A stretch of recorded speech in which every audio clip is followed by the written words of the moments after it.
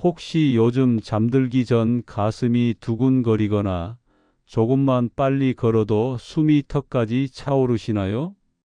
그런데 병원에 가면 나이 탓이니 천천히 다니세요 라는 말만 듣고 돌아오셨다면 지금 당장 이 영상을 끝까지 보세요. 왜냐하면 지금 제가 말씀드릴 이야기는 평범한 어느 날 오후 혼자 집에 있던 68세 박민수 씨에게 실제로 일어난 일이기 때문입니다. 그날 오후 3시 박 씨는 평소처럼 소파에서 TV를 보고 있었습니다. 그런데 갑자기 가슴 한복판이 망치로 내려치듯 아프기 시작했습니다. 숨이 막히고 등줄기로 식은땀이 흘렀죠. 그 순간 박 씨의 머릿속에는 한 가지 생각만 스쳤습니다. 이러다 죽는 건 아닐까? 하지만 박 씨는 살아남았습니다. 심장마비가 왔는데도 말이죠. 어떻게 가능했을까요? 바로 오늘 제가 여러분께 알려드릴 골든타임 5단계 생존법 때문입니다. 이 방법만 알고 있으면 혼자 있을 때 심장마비가 와도 생명을 구할 수 있습니다. 의사들도 말합니다. 심장마비 후 처음 10분이 모든 것을 결정한다고요. 그런데 대부분의 사람들은 이 골든타임에 무엇을 해야 하는지 모릅니다. 그래서 매년 3만 명이 넘는 분들이 집에서 혼자서 생명을 잃고 계시는 겁니다. 하지만 오늘 이 영상을 보시는 여러분은 다릅니다. 복잡한 의학 지식도 특별한 도구도 필요 없습니다. 누구나 따라 할 수 있는 간단한 5가지 행동만으로 생명을 지킬 수 있습니다. 그럼 지금부터 박민수 씨가 어떻게 위기를 극복했는지, 그리고 여러분도 같은 위기 상황에서 어떻게 행동해야 하는지 차근차근 알려드리겠습니다. 이번 이야기의 주인공 박민수 씨는 경기도 안양에 사는 평범한 68세 남성입니다. 3년 전 아내와 사별한 후 혼자 생활하고 있었고 평소 혈압약 한 알만 먹는 것 외에는 특별한 지병도 없었습니다. 그날도 여느 화요일 오후와 다를 바 없었습니다. 점심 식사를 마치고 거실 소파에서 뉴스를 보며 여유롭게 시간을 보내고 있었죠. 그런데 오후 3시 15분경 갑작스럽게 가슴 중앙이 쥐어짜듯 아프기 시작했습니다. 처음에는 체한 건가 싶었지만 통증이 점점 심해지면서 왼쪽 어깨까지 뻗쳐 내려왔습니다. 이상하다. 이런 통증은 처음인데 박 씨는 직감적으로 뭔가 심상치 않다는 걸 느꼈습니다. 더구나 가슴이 답답하고 숨쉬기가 힘들어지기 시작했거든요. 그때 박 씨 머릿속에 떠오른 건 6개월 전 건강 강좌에서 들었던 내용이었습니다. 심장마비는 예고 없이 찾아온다. 하지만 골든타임에 올바른 대처를 하면 생명을 구할 수 있다. 박 씨는 그 순간 깨달았습니다. 이게 바로 그 순간이구나. 지금 제대로 대처하지 않으면 정말 위험할 수도 있겠다. 다행히 박 씨는 당황하지 않았습니다. 오히려 침착하게 해야 할 일들을 차근차근 시작했죠. 그리고 그 결정이 자신의 생명을 구했습니다. 박 씨가 가장 먼저 한 일은 모든 움직임을 멈춘 것이었습니다. 많은 분들이 가슴이 아프면 본능적으로 일어나서 돌아다니려고 합니다. 뭔가 해야 하는데, 병원에 가야 하는데 하는 생각 때문이죠. 하지만 이것은 정말 위험한 행동입니다. 심장은 우리 몸의 펌프입니다. 이미 문제가 생긴 상태에서 더 많은 일을 시키면 그 자리에서 완전히 멈춰버릴 수 있어요. 박 씨는 이런 위험을 알고 있었기 때문에 즉시 소파에 편안하게 앉았습니다. 그리고 깊게 숨을 들이마시며 마음을 진정시키려 노력했죠. 일단 진정하자. 당황해서 좋을 건 없어. 박 씨는 속으로 이렇게 되뇌며 몸의 긴장을 풀었습니다. 의학적으로도 이는 매우 올바른 판단이었습니다. 심장마비 초기에는 심장의 부담을 최소화하는 것이 가장 중요하거든요. 갑작스러운 움직임은 심장 박동을 더 빠르게 만들어 위험한 상황을 악화시킬 수 있습니다. 또한 의식을 잃고 넘어질 경우 머리를 다치거나 골절상을 입을 위험도 있습니다. 그러면 심장 문제와 외상이 동시에 생겨 상황이 더욱 복잡해지죠. 박 씨는 소파에 앉아 등받이에 몸을 기대고 다리는 자연스럽게 뻗었습니다. 이 자세가 심장으로 돌아오는 혈액의 양을 적절히 조절해서 심장의 부담을 줄여주거든요. 여기서 중요한 건 완전히 눕는 것보다는 상체를 약간 세운 자세가 더 좋다는 점입니다. 완전히 누우면 심장으로 한꺼번에 많은 피가 돌아와서 오히려 부담을 줄 수 있어요. 박 씨는 이렇게 첫 번째 단계를 성공적으로 통과했습니다. 두 번째로 박 씨가 한 일은 바로 119에 전화하는 것이었습니다. 많은 분들이 2단계에서 망설입니다. 좀 더 지켜보다가 가족들한테 먼저 연락해서 혹시 괜찮아지면 민망하니까 이런 생각들 때문이죠. 하지만 이런 망설임이 생명을 앗아갑니다. 심장마비는 1분 1초가 생명을 좌우하는 응급 상황입니다. 늦으면 늦을수록 심장 근육이 더 많이 죽어가거든요. 박 씨는 이런 위험을 알고 있었기 때문에 망설이지 않고 즉시 119를 눌렀습니다. 여보세요, 종합상황실입니다. 안양시 동안구 비산동 아파트 101동 1505호입니다. 68세 남성인데 갑자기 가슴이 심하게 아파서 심장마비 같습니다. 박 씨는 침착하지만 정확하게 상황을 설명했습니다. 119 신고 시 가장 중요한 세 가지가 있습니다. 첫째는 정확한 주소, 둘째는 나이와 성별, 셋째는 현재 증상입니다. 박 씨는 이 모든 것을 빠짐없이 전달했죠. 가슴 통증 외에 다른 증상은 없으신가요? 숨쉬기가 힘들고 왼쪽 어깨까지 아픕니다. 식은땀도 나고요. 상황실 직원은 박 씨의 정확한 설명을 듣고 즉시 심장마비로 판단했습니다. 그리고 가장 가까운 대학병원에 구급차와 응급의료진을 출동시켰죠. 구급차가 곧 출발합니다. 전화를 끊지 마시고 계속 통화 상태를 유지해 주세요. 혹시 의식을 잃으시면 저희가 바로 확인할 수 있어야 하거든요. 박 씨는 핸드폰을 스피커 모드로 바꾸고 옆에 두었습니다. 그리고 119 직원의 안내에 따라 계속 상태를 보고했죠. 이런 신속하고 정확한 신고가 박 씨의 생명을 구하는 중요한 역할을 했습니다. 만약 30분만 늦었어도 결과는 달랐을 수 있거든요. 세 번째 단계는 많은 분들이 놓치는 중요한 행동입니다. 바로 현관문을 열어두는 것이죠. 박 씨는 119에 신고한 후 천천히 일어나서 현관으로 향했습니다. 급하게 움직이지 않고 벽을 짚으며 조심스럽게 걸었죠. 왜 현관문을 열어둬야 하는가? 심장마비는 언제 의식을 잃을지 예측할 수 없습니다. 만약 구급대원들이 도착했는데 문이 잠겨 있다면 문을 부수는 시간, 열쇠를 찾는 시간, 이 모든 것이 귀중한 생명 시간을 앗아갑니다. 박 씨는 현관문을 활짝 열되 보안을 위해 방범체인은 걸어두었습니다.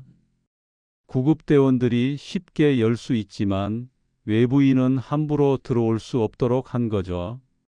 그리고 현관 앞 복도에 슬리퍼를 벗어두어 누군가 집에 있다는 신호를 남겼습니다.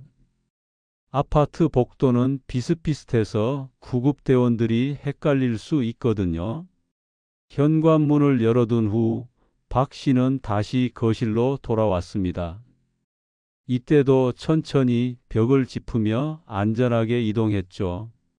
혹시 의식을 잃으면 구급대원들이 바로 들어와서 응급처치를 할 수 있겠다. 박 씨는 이렇게 생각하며 마음의 안정을 찾았습니다. 실제로 이 판단은 정말 현명했습니다. 구급대가 도착했을 때 문을 열려고 시간을 낭비하지 않고 바로 응급처치에 들어갈 수 있었거든요. 만약 단독주택에 사신다면 대문까지 열어두시고 집 번호를 잘 보이는 곳에 표시해 두세요. 어두운 저녁이라면 현관등을 켜두시는 것도 좋습니다. 네 번째 단계는 올바른 자세로 호흡을 유지하는 것입니다. 박 씨는 다시 소파에 앉아 가장 편안한 자세를 찾았습니다. 먼저 자세부터 설명드리겠습니다. 박 씨는 소파에 앉아 등받이에 몸을 기댔습니다. 그리고 쿠션 하나를 허리 뒤에 받쳐 상체를 30도 정도 세웠죠. 다리는 자연스럽게 뻗고 발목은 편안하게 풀었습니다. 이 자세가 중요한 이유는 심장의 부담을 줄이면서도 뇌로 가는 혈류를 유지하기 때문입니다.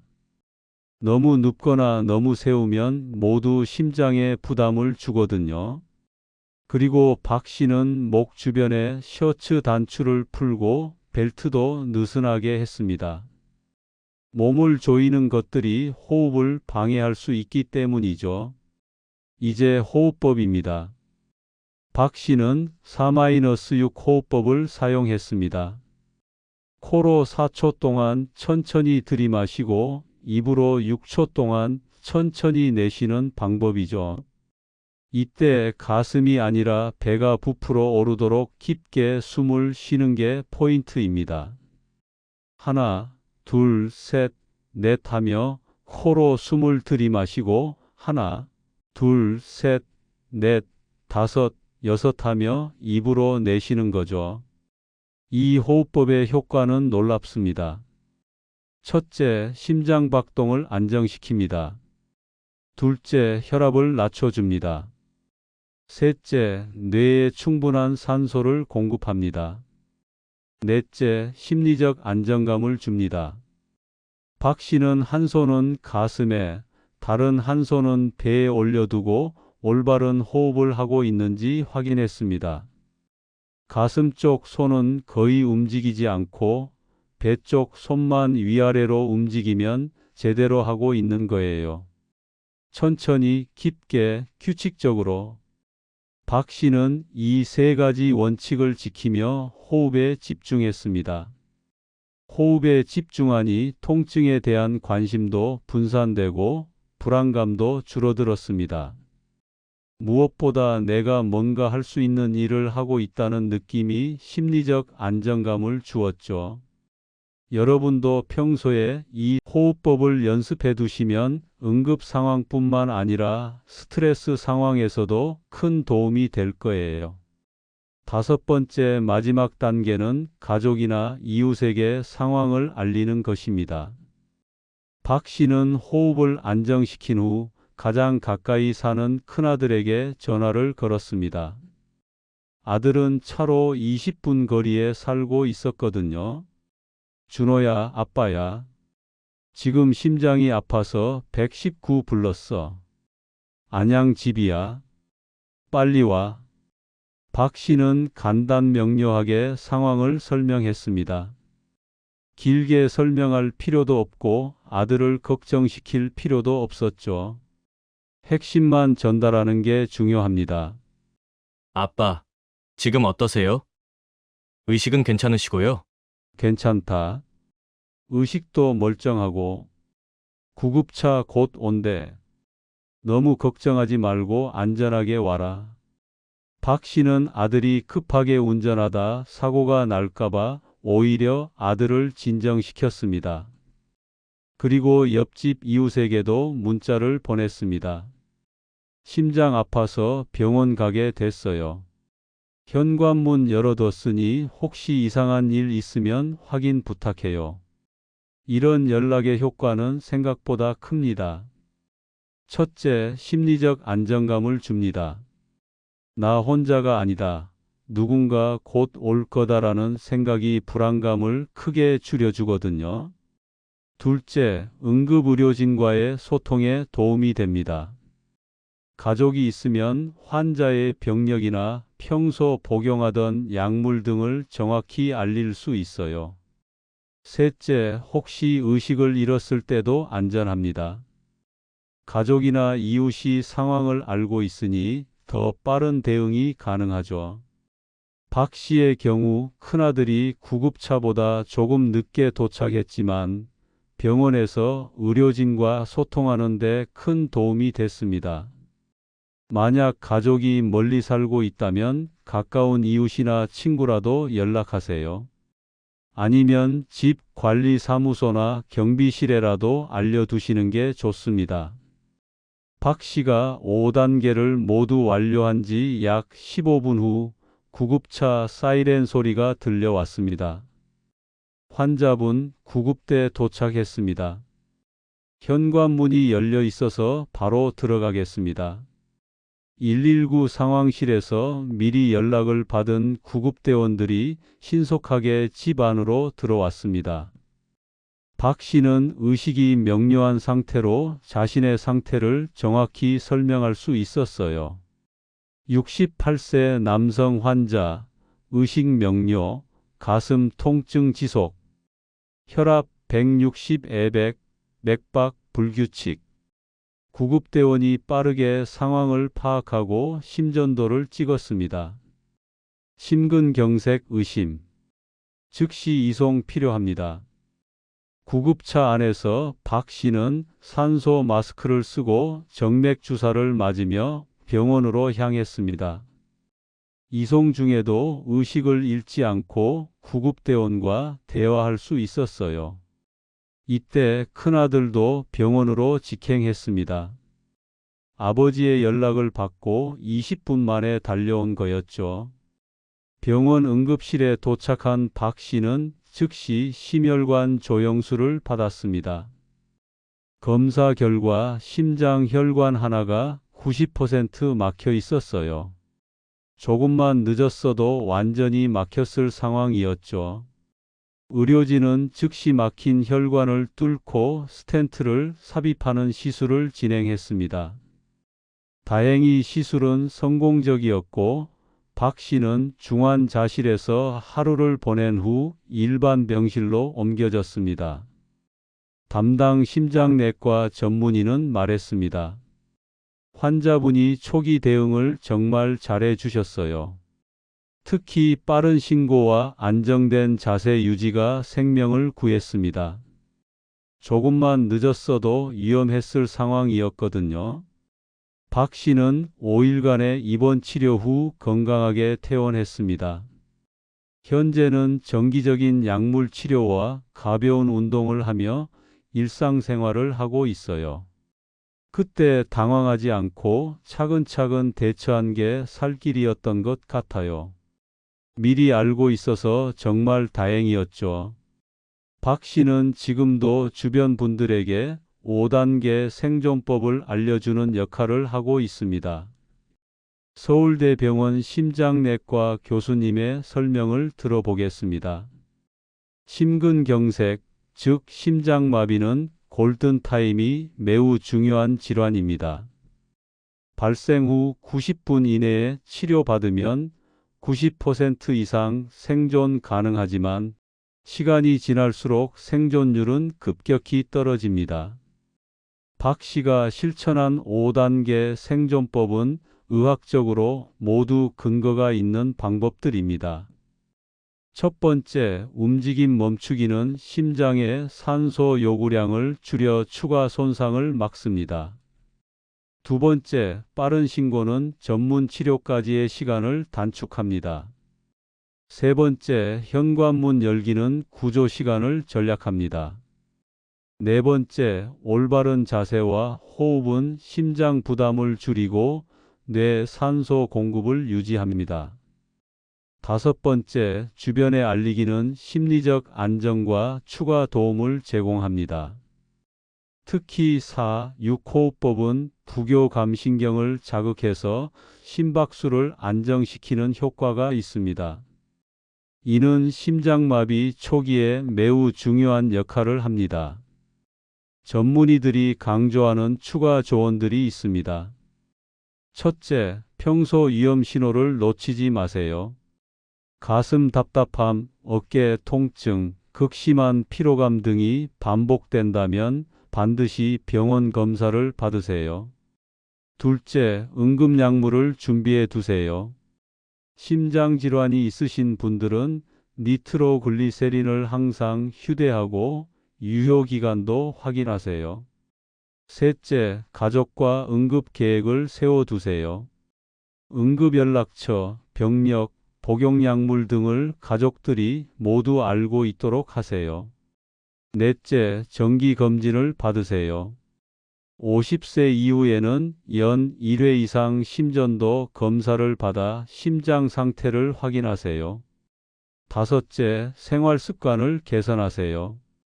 금연, 절주, 규칙적 운동, 스트레스 관리가 가장 확실한 예방법입니다. 무엇보다 중요한 건 미리 알고 준비하는 것입니다. 응급 상황에서는 아는 만큼, 준비한 만큼 대처할 수 있거든요. 박민수 씨를 다시 만나 자세한 이야기를 들어보았습니다. 처음에는 정말 무서웠어요. 이러다 죽는 건 아닐까 하는 생각이 계속 들었거든요. 하지만 해야 할 일들을 하나씩 하다 보니 마음이 차분해졌어요. 박 씨가 가장 도움이 됐다고 생각하는 단계는 호흡법이었다고 합니다. 4-6 호흡법을 하니까 통증이 조금 줄어드는 것 같았어요. 무엇보다 내가 뭔가 하고 있다는 느낌이 심리적으로 큰 도움이 됐죠. 그리고 가족에게 연락한 것도 큰 위안이 됐다고 합니다. 아들한테 전화하고 나니까 혼자가 아니구나 하는 안도감이 들었어요. 그 전까지는 만약 여기서 쓰러지면 누가 알까 하는 걱정이 컸거든요. 박 씨는 현재 완전히 회복되어 정상적인 생활을 하고 있습니다. 다만 생활 습관은 많이 바뀌었다고 해요. 매일 30분씩 걷기 운동을 하고 짜고 기름진 음식은 피해요. 무엇보다 스트레스를 받지 않으려고 노력하죠. 건강이 최우선이라는 걸 뼈저리게 느꼈거든요. 그리고 주변 분들에게도 적극적으로 5단계 생존법을 알리고 있다고 합니다. 같은 아파트 어르신들 만나면 꼭 이야기해 드려요. 알고 있으면 당황하지 않고 대처할 수 있다고요. 실제로 며칠 전에는 옆동 할머니가 가슴 통증이 있어서 제가 알려드린 대로 하셨는데 다행히 큰 문제 없이 넘어가셨어요. 박 씨가 강조하는 것은 미리 준비의 중요성입니다. 응급 상황이 닥쳤을 때는 생각할 시간이 없어요. 미리 알고 있어야 몸이 자동으로 움직이거든요. 평소에 가족들과 함께 연습해 보는 것도 좋을 것 같아요. 심장마비는 연령대별로 조금씩 다른 양상을 보입니다. 각 연령별 특징과 대처법을 알아보겠습니다. 60대는 심장마비 초기 단계인 경우가 많습니다. 증상이 비교적 명확하고 대처할 체력도 어느 정도 있어서 5단계를 모두 실행할 수 있습니다. 다만 나이 타지려니 하고 넘기는 경우가 많아서 골든타임을 놓치기 쉽습니다. 가슴 답답함, 어깨 결림, 소화불량 같은 증상이 반복된다면 반드시 병원 검사를 받으세요. 70대는 증상이 애매하게 나타나는 경우가 많습니다. 전형적인 가슴 통증보다는 극심한 피로감, 어지럼증, 메스꺼움 등으로 나타날 수 있어요. 이 연령대는 5단계 중에서도 119 신고와 현관문 열기, 가족 연락에 집중하세요. 복잡한 호흡법보다는 편안한 자세로 안정을 취하는 게 더 중요합니다. 80대 이상은 의식 저하가 빠르게 올 수 있습니다. 따라서 가장 먼저 119 신고를 하고 현관문을 열어둔 후 안전한 곳에서 대기하는 게 최우선입니다.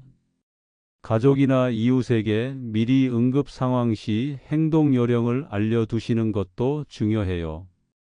여기서 잠깐, 혹시 주변에 고혈압이나 당뇨병으로 고생하시는 어르신들이 계시다면 이 영상을 꼭 공유해서 함께 건강해지세요. 여러분의 작은 관심이 소중한 생명을 구할 수 있습니다. 많은 분들이 심장마비는 남성에게만 생긴다고 오해하시는데 여성에게도 빈번하게 발생합니다. 특히 폐경 후에는 위험이 급격히 증가해요. 여성의 심장마비 증상은 남성과 다릅니다. 첫째, 가슴 통증이 덜 뚜렷합니다. 대신 목, 턱, 어깨 등의 통증이 더 흔해요.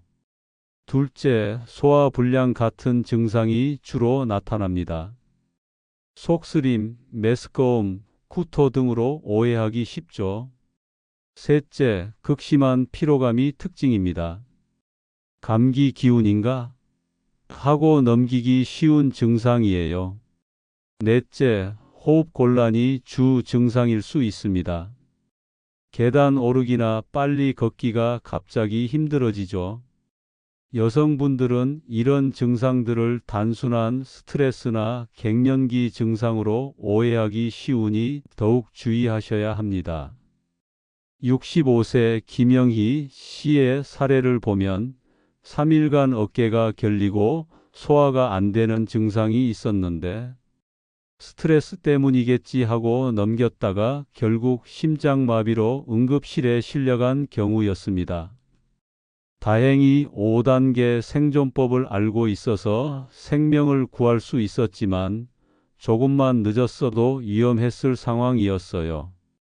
여성분들도 평소 이런 증상들을 가볍게 여기지 마시고 반복되거나 심해지면 반드시 병원 검사를 받으시기 바랍니다. 치료보다 중요한 건 예방입니다. 심장마비를 막을 수 있는 생활 습관들을 알아보겠습니다. 첫째, 식단을 관리하세요. 나트륨 섭취를 줄이세요. 하루 소금 섭취량을 5g 이하로 제한하는 게 좋아요. 국물 음식을 줄이고 절임류도 피하세요. 포화지방을 제한하세요. 삼겹살, 갈비 같은 기름진 고기보다는 생선이나 닭가슴살을 드세요. 충분한 채소와 과일을 드세요. 하루 5가지 색깔의 채소와 과일을 섭취하면 항산화 효과로 혈관 건강에 도움이 됩니다. 둘째, 운동으로 관리하세요. 규칙적인 유산소 운동을 하세요. 주 3, 4회 30분씩 걷기만 해도 충분합니다. 운동 강도는 옆 사람과 대화 가능한 정도가 적당해요. 갑작스러운 운동은 피하세요. 평소 운동하지 않던 분이 갑자기 격한 운동을 하면 오히려 위험할 수 있어요. 추운 날 야외 운동은 주의하세요. 찬 공기는 혈관을 수축시켜 심장에 부담을 줄 수 있습니다. 셋째, 스트레스 관리를 하세요. 충분한 수면을 취하세요. 하루 7, 8시간의 규칙적인 수면이 심장 건강에 필수적입니다. 스트레스 해소법을 찾으세요. 독서, 음악 감상, 가벼운 산책 등 자신만의 방법을 만드세요. 사회적 관계를 유지하세요. 가족, 친구들과의 만남과 대화가 정신 건강과 심장 건강 모두에 도움이 됩니다. 넷째, 정기 검진을 하셔야 합니다. 혈압을 정기적으로 체크하세요. 가정용 혈압계로 매일 체크하는 것도 좋습니다. 콜레스테롤 검사를 받으세요. 연일 2회 정도 혈액 검사로 수치를 확인하세요. 50세 이후에는 심전도 검사를 받으세요. 연 1회 건강검진 때 꼭 포함시키세요. 심장마비 대처에는 본인뿐만 아니라 주변 사람들의 역할도 중요합니다. 가족들과 정보를 공유하세요. 첫째, 응급연락처를 공유하세요. 119, 가까운 병원, 주치의 연락처를 모든 가족이 알고 있어야 해요. 둘째, 병력과 복용약물을 파악하세요. 응급 상황에서 의료진에게 정확한 정보를 제공할 수 있어야 합니다. 셋째, 5단계 생존법을 함께 숙지하세요. 실제 상황에서는 당사자보다 가족이 더 침착하게 대처할 수 있거든요. 이웃에 관심을 가지세요. 첫째, 평소 안부를 확인하세요. 특히 혼자 사는 어르신들의 경우 정기적인 안부 인사가 중요해요. 둘째, 이상 징후를 놓치지 마세요. 며칠째 신문이 쌓여 있거나 불빛이 없다면 확인해 보세요. 셋째, 응급 상황 시 협력하세요. 119 신고를 도와드리거나 병원 이송에 동행해 주세요. 사회적 지원 시스템을 이용하세요. 독거노인 응급 안전 알림 서비스, 119 안심콜 서비스 등 다양한 사회 서비스를 활용하세요. 이런 시스템들이 응급 상황에서 큰 도움이 될 수 있어요. 특히 스마트워치나 응급호출기 같은 기기들도 고려해 볼 만합니다. 넘어지거나 의식을 잃었을 때 자동으로 신고되는 기능이 있거든요. 혹시 이 영상이 도움이 되셨다면 구독과 좋아요 부탁드립니다. 더 많은 분들이 이런 생명을 구하는 정보를 접할 수 있게 하는 힘이 됩니다. 오늘 박민수 씨의 실제 경험을 통해 혼자 있을 때 심장마비 5단계 생존법을 자세히 알아보았습니다. 다시 한번 정리해 드리겠습니다. 1단계 모든 움직임을 즉시 멈추고 안정된 자세 취하기. 2단계 망설이지 말고 바로 119 신고하기. 3단계 현관문 열어서 구조길 확보하기. 4단계 올바른 자세로 4, 6호흡법 실시하기. 5단계 가족이나 이웃에게 상황 알리기. 이 5가지만 기억하고 계시면 어떤 응급 상황에서도 당황하지 않고 생명을 지킬 수 있습니다. 박민수 씨는 지금도 건강하게 생활하며 주변 분들에게 이 생존법을 알려주고 계십니다. 미리 알고 있으니까 무서움이 줄었어요. 혹시 또 생겨도 이제는 어떻게 해야 할지 알잖아요. 여러분도 마찬가지입니다. 오늘 배운 지식이 여러분을 지켜줄 든든한 방패가 될 거예요. 하지만 무엇보다 중요한 건 예방입니다. 규칙적인 운동, 건강한 식단, 스트레스 관리, 정기 검진을 통해 심장마비 자체를 막는 것이 최선의 방법이니까요. 통계를 보면 심장마비 생존자 중 95% 이상이 적절한 초기 대응을 받은 경우라고 합니다. 여러분이 오늘 배운 5단계 생존법이 바로 그 적절한 초기 대응의 핵심입니다. 이제 여러분은 준비된 사람입니다. 응급 상황이 와도 당황하지 않고 침착하게 대처할 수 있는 지식과 방법을 갖췄거든요. 부모님이나 배우자가 혼자 계시는 시간이 많다면 이 영상을 함께 보시고 5단계 생존법을 연습해 보세요. 가족끼리 시뮬레이션 해 보는 것도 좋은 방법입니다. 이웃이나 친구 중에 심장 건강이 걱정되는 분이 계시다면 이 영상을 공유해 주세요. 여러분의 작은 관심이 누군가의 소중한 생명을 구할 수 있습니다. 응급 상황은 예고 없이 찾아옵니다. 하지만 준비된 사람에게는 위기가 아닌 극복 가능한 상황이 될 수 있어요. 박민수 씨처럼 여러분도 충분히 이겨낼 수 있습니다. 오늘 배운 5단계 생존법을 잊지 마시고 평소 건강 관리에도 더욱 신경 써주세요. 건강한 오늘이 건강한 내일을 만듭니다. 여러분의 건강을 진심으로 응원합니다. 오늘도 안전하고 건강한 하루 보내세요. 구독과 좋아요는 더 많은 분들에게 생명을 구하는 정보를 전하는 힘이 됩니다. 감사합니다.